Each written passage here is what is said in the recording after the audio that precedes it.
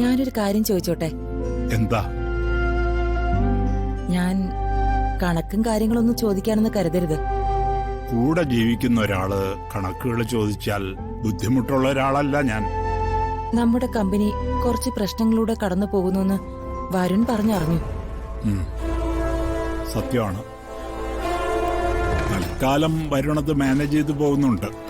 അല്ല, ഈ അവസരത്തില് 25 കോടി രൂപ ഇതിനു വേണ്ടി മുടക്കാന്ന് പറഞ്ഞ പ്രശ്നമാവില്ലേ?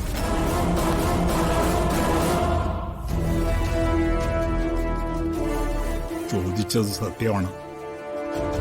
പെട്ടെന്ന് ഇത്രയും വലിയൊരു തുക മാറ്റിവെക്കേണ്ടി വരുമ്പോ കുറച്ച് റിസ്ക് ഉണ്ട്. പക്ഷേ ചെയ്യാതെ നിവൃത്തിയില്ലല്ലോ. വരുണിന് വേണ്ടിയല്ലേ, രാധികയ്ക്ക് വേണ്ടിയല്ലേ. അവർക്ക് സമാധാനമായൊരു ജീവിതം കൊടുക്കാൻ കഴിഞ്ഞില്ലെങ്കിൽ നമ്മൾ എങ്ങനെയാണോ സമാധാനമായിട്ട് ഉറങ്ങുക? പിടിച്ചു വാങ്ങുന്നവര് കൊണ്ടുപോകുന്നെങ്കിൽ കൊണ്ടുപോട്ടെ. അവരത് കൊണ്ടുപോയി സമാധാനമായിട്ട് ജീവിക്കുന്നെങ്കിൽ ജീവിച്ചോട്ടെ. നമുക്ക് നമ്മുടെ മോനും മോളും ഉണ്ട്, അവരുടെ സ്നേഹമുണ്ട്. അതിനേക്കാൾ മൂല്യം ഞാൻ വേറൊന്നിനും കൽപ്പിക്കുന്നില്ല പത്മിനി. പരമേശ്വരട്ടിനിപ്പോ ഓഫീസ് കാര്യങ്ങളൊക്കെ വീണ്ടും ശ്രദ്ധിച്ചു തുടങ്ങിയല്ലേ? അങ്ങനെ വേണ്ടി വന്നു. എന്താ ഇപ്പൊ ഇങ്ങനെ ചില പ്രതിസന്ധികളൊക്കെ വരാൻ? അതിന്റെ കാരണം എന്താന്ന് എന്തെങ്കിലും ധാരണ കിട്ടിയിട്ടുണ്ടോ?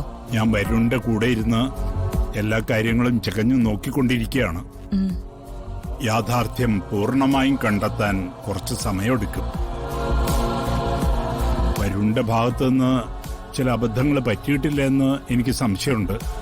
അയ്യോ, അതെന്ത് പറ്റി? അവൻ ബിസിനസ് നോക്കിയില്ലെന്നോ അത് നന്നായി കൊണ്ടുപോകുന്നില്ലെന്നോ അല്ല. ഈ അടുത്ത് പുതിയതായി നിയമിച്ച ഒരു മാനേജറുണ്ടല്ലോ, ബെഞ്ചമിൻ.